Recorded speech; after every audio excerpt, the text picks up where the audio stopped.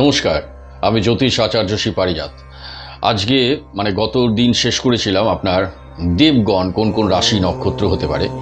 আজকে নরগণ নিয়ে বলবো, মনুষ্যগণ কোন কোন রাশি নক্ষত্ররা মনুষ্যগণের আওতায় পড়ে, এই নিয়ে আলোচনা করব। দেখুন, তার আগে মনুষ্যগণের একটু গুণাবলী বলে নিই। দেখুন, মনুষ্যগণ হচ্ছে এরা কিন্তু খুবই প্র্যাকটিক্যাল। এরা এদের মধ্যে মানব স্বভাবের যেহেতু মনুষ্য, মানব স্বভাবের যে সব রকম প্রকৃতি এদের মধ্যে থাকে, বৈশিষ্ট্যগুলো।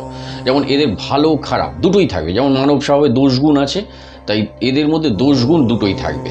কিন্তু এরা বড়ই প্র্যাকটিক্যাল, এটা বলতে পারে।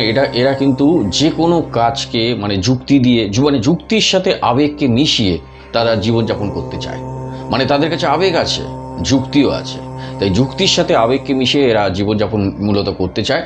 এবং এরা সবসময় যে কোনো কিছু দেবগণদের যেমন কি এরা একটা নৈতিকতায় বিশ্বাস করে, যেটা নীতিগতভাবে। কিন্তু এরা যুক্তি দিয়ে যদি দেখে, এরা সেই সব মানুষদের সাথেই যেহেতু মনুষ্যগণ, এদের মেলামেশাটাও একটা উদ্দেশ্য থাকবে। ভাবে যে আমি ওর সাথে মেলামেশা করব বা আমরা একে অপরের বিনিময় করব, তাতে আমার কি উন্নতি, আমার কি প্রগতিটা হবে। এইটা মনুষ্যগণের একটা ব্যাপার, যেটা দেবগণের মধ্যে ছিল। কি দেবগণ নীতিগত নিঃস্বার্থভাবে কাউকে সেবা করার ইয়ে।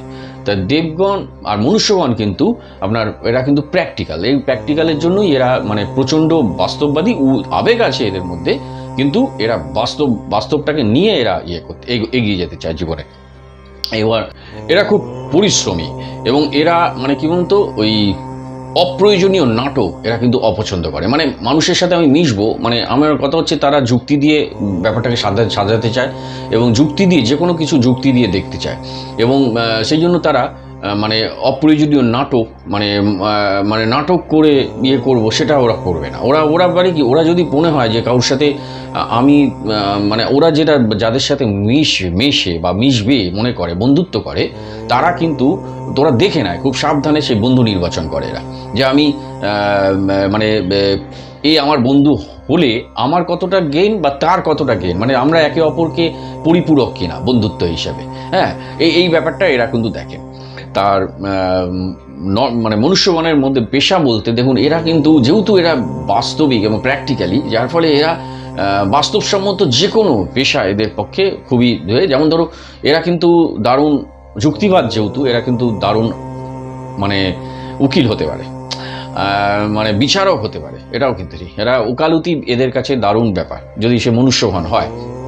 এবং যেহেতু তারা মানুষের মধ্যে থাকতে, এবং সবচেয়ে বড় কথা, এরা না মানুষের ফিলিংসটা বুঝতে পারে। অন্য মানুষের ফিলিংস, নিজে যেহেতু মনুষ্যগণ, তাই অন্য মানুষের ফিলিংস, অনুভূতিটা তারা বুঝতে পারে। তাই জন্য এরা অনেক সময় ক্রিয়েটিভ ফিল্ডেও সফল হতে পারে, যেহেতু অন্যের অনুভূতিকে, অন্য মানুষের, অন্য চরিত্রের অনুভূতিকে এরা সেটা রিয়েলাইজ করতে পারে। তাই জন্য এরাও ভালো, দুর্দান্ত, যদি তাদের বৃহস্পতির পজিশন, বুধের পজিশন ভালো থাকে, এরা দারুণ লেখাও হতে পারে। এটা একদম সত্যি কথা।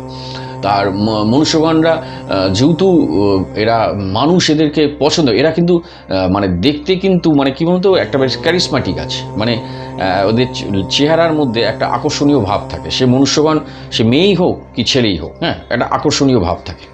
তাই এদের পেশা বিভিন্ন রকম, বিবিধ।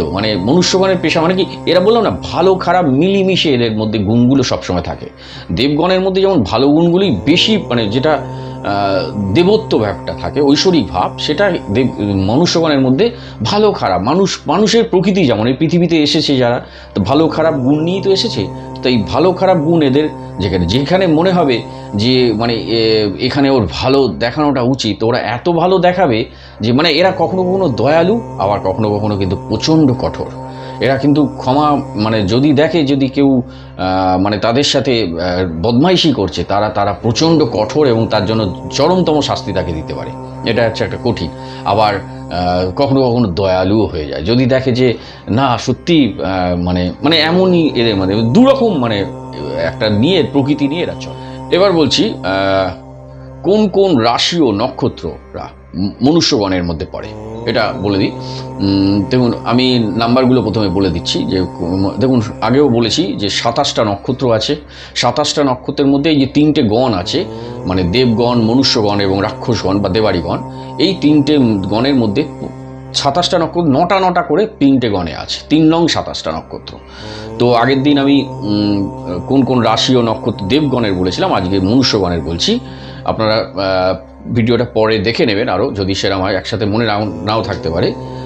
যে নক্ষত্র নাম্বারগুলো হচ্ছে 2, 4, 6, 11, 12, 20, 21, 25, 26, এই 9টা নক্ষত্র। 2, 4, 6, 11, 12, 20, 21, 25, 26। এবার নাম্বারগুলো বলছি। 2 নম্বর নক্ষত্র তাহলে কি? 2 নম্বর নক্ষত্র হচ্ছে ভরণী নক্ষত্র, যেটা মেষ রাশির ঘরে আছে। তাহলে মেষ রাশিতে যারা ভরণী নক্ষত্রে জন্মাচ্ছে তারা কিন্তু মনুষ্যগণ। এবার 4 নম্বর নক্ষত্র হচ্ছে রোহিণী নক্ষত্র। হ্যাঁ, এবং রোহিণী নক্ষত্রের অধিপতি চন্দ্র, আর ভরণী ছিল কিন্তু অধিপতি শুক্র। তা রোহিণীর হচ্ছে চন্দ্র, এবং সে আছে বৃষ রাশি ঘরে। তাই বৃষ রাশিতে যারা রোহিণী নক্ষত্রে জন্মাচ্ছে তারা কিন্তু মনুষ্যগণ। এবার আছে 6 নম্বর নক্ষত্র। 2, 4, 6 বলে 6 নম্বর হচ্ছে আদ্রা নক্ষত্র, অধিপতি হচ্ছে রাহু। এটা আছে মিথুন রাশির ঘরে। তাহলে মিথুন রাশিতে যারা আদ্রা নক্ষত্রে জন্মাচ্ছে তারা মনুষ্যগণ, নরগণ। এবার হচ্ছে 11 নম্বর নক্ষত্র। 11 নম্বর হচ্ছে পূর্ব ফাল্গুনী, অধিপতি শুক্র। এরা যারা মানে এ আছে সিংহ রাশির ঘরে। সিংহ রাশির ঘরে যারা পূর্ব ফাল্গুনী নক্ষত্রে জন্মাচ্ছে তারা মনুষ্যগণ। এবার হচ্ছে 12 নম্বর নক্ষত্র। 12 নম্বর নক্ষত্র হচ্ছে উত্তর ফাল্গুনী নক্ষত্র। উত্তর ফাল্গুনী রবি, এর শাসকগুরু রবি। এ আবার সিংহ রাশির ঘরে শেষ স্টেজ এবং কন্যা রাশির ঘরে প্রথম স্টেজ। তাই কিছুটা সিংহ কিছুটা কন্যা, মানে সিংহ রাশির ঘরে যারা উত্তর ফাল্গুনী নক্ষত্রে জন্মাচ্ছে তারাও মনুষ্যগণ, এবং কন্যা রাশির ঘরেও যারা উত্তর ফাল্গুনী নক্ষত্রে জন্মাচ্ছে তারাও মনুষ্যগণ। তো এবার আছে 20 নম্বর নক্ষত্র হচ্ছে আপনার পূর্বসারা। পূর্বসারা হচ্ছে শুক্র এর অধিপতি, শাসক গ্রহ। ধনু রাশিতে যারা পূর্বসারা নক্ষত্রে জন্মাচ্ছে তারা হচ্ছে মনুষ্যগণ। 21 নম্বর নক্ষত্র। 21 নম্বর নক্ষত্র হচ্ছে আপনার উত্তরসারা, যার শাসক গ্রহ হচ্ছে রবি। তার মানে এ আবার কি হচ্ছে, ধনু রাশির শেষ স্টেজ এবং মকর রাশির প্রথম স্টেজ। তাহলে ধনু রাশিতে যারা উত্তরসারা নক্ষত্রে জন্মাচ্ছে তারাও মনুষ্যগণ, এবং মকর রাশিতে যারা উত্তরসারা নক্ষত্রে জন্মাচ্ছে তারাও মনুষ্যগণ। এবার আসে 25 নম্বর নক্ষত্র। এটা হচ্ছে পূর্ব ভাদ্রপদ। এই পূর্ব ভাদ্রপদ কুম্ভ রাশির ঘরে আছে, এবং মীন রাশির ঘরেও কিছুটা আছে। তাহলে কুম্ভ রাশির যারা পূর্ব ভাদ্রপদে জন্মাচ্ছে তারাও মনুষ্যগণ, এবং মীন রাশিতে যারা পূর্ব ভাদ্রপদে জন্মাচ্ছে তারাও মনুষ্যগণ। এবং শেষ হচ্ছে 26 নম্বর নক্ষত্র, যেটা উত্তর ভাদ্রপদ, যেটা আছে মীন রাশির ঘরে। তাই মীন রাশিতে যারা উত্তর ভাদ্রপদ নক্ষত্রে জন্মাচ্ছে তারাও মনুষ্যগণ, নরগণ। তাহলে এই গণের কেন বলছি, গণগুলো দেখবেন আপনি যেখানে জন্মাচ্ছেন সেখানে চন্দ্র যেখানে বসে আছে রাশি, সেটাই হয় রাশি হয়। আমি বলেছি যে দিনের জন্য চন্দ্র 2.5 দিন করে। তাহলে চন্দ্র একটি ঘরে, যে ঘরে বসে থাকে তার রাশি, ঠিক তার পাশে একটি চন্দ্র কোন নক্ষত্রে বসে আছে, এই নক্ষত্রটা ভাইটাল। এইখান থেকেই আসে আপনার জীবনের, মানে আপনার নক্ষত্র, মানে সেই নক্ষত্রের রাজাকে, শাসককে, সেই জন্মছকে সেই নক্ষত্রের রাজা যদি স্ট্রং জায়গায় থাকে তার অনেকটা সমস্যা কেটে যায়, মানে অল্প পরিশ্রমেই তাকে জীবনে সফলতা আসে। এই ব্যাপার, আর কিছু না। জ্যোতিষশাস্ত্র তো এই। এবার দেখুন, মানুষের এই যে বিশ্ব ইউনিভার্স, এই যে মানুষ, বিভিন্ন মানুষের এই যে বৈশিষ্ট্য, প্রকৃতি, এই যে গণ দিয়ে ভাগ করা, তার কারণ কি, ওই নক্ষত্র ধরে, মানে আপনি কোন নক্ষত্রের আন্ডারে গিয়ে পড়েছেন, সেই নক্ষত্রের চারিত্রিক বৈশিষ্ট্য অনুযায়ী আপনার জীবনের কর্মজীবনটা অনেকটা নিয়ন্ত্রিত হয়। তাই জ্যোতিষশাস্ত্র এমন একটা গভীর বিজ্ঞান, তাই একে অস্বীকার করার কোনো উপায় নেই। এই মানে একটা মানে সাংঘাতিক এক বিজ্ঞান। এই মানব এই যে গ্রহ নক্ষত্র, এবং সেই নক্ষত্র অদ্ভুতভাবে যে চন্দ্র যে নক্ষত্রের বসলো, সেই নক্ষত্র অনুযায়ী তার একটা এই গণ হিসেবে কেন ভাগ করা হয়েছে, যে তার মানে মানুষের বিভিন্ন চারিত্রিক বৈশিষ্ট্যগুলো চেঞ্জ হয়ে যাচ্ছে। একটা রাশি, দেবগণ আবার যেমন মেষ রাশিতে আছে, আবার তো মানে অন্য রাশিতেও আছে। তাহলে তখন তাদের কিন্তু রাশিভিত্তিক যখন নক্ষত্র দেবগণ হচ্ছে, তার কিন্তু চারিত্রিকভাবে বৈশিষ্ট্য চেঞ্জ হয়ে যাচ্ছে। অদ্ভুত, এটা একটা বিশাল সায়েন্স, বিশাল, এটা নিয়ে মানে জাস্ট ভাবা যায় না, মানে এগুলো নিয়ে গবেষণার আলটিমেট শেষে কবে হবে, মানে আদৌ ততদিন পৃথিবী বেঁচে থাকবে কিনা, মানে পৃথিবীর অস্তিত্ব থাকবে কিনা কেউ জানে না, মানে এইটাই। ঠিক আছে, নেক্সট বলবো রাক্ষসগণ, মানে কোন কোন রাশি ও নক্ষত্ররা নেক্সট ভিডিওতে রাক্ষসগণের বা দেবাড়িগণের, রাক্ষসগণের কথা শুনতে খুব খারাপ লাগে, এটা দেবাড়িগণ অ্যাকচুয়ালি কিছু, এটাকে আমি বলবো রাক্ষসগণ কোনো খারাপ নয়, এরা প্রচণ্ড রকম বীর এবং মানে নিজের লক্ষ্যে পৌঁছানোর জন্য প্রচণ্ড মানসিক দৃঢ়তা এদের আছে, এটা একদম সত্যি কথা।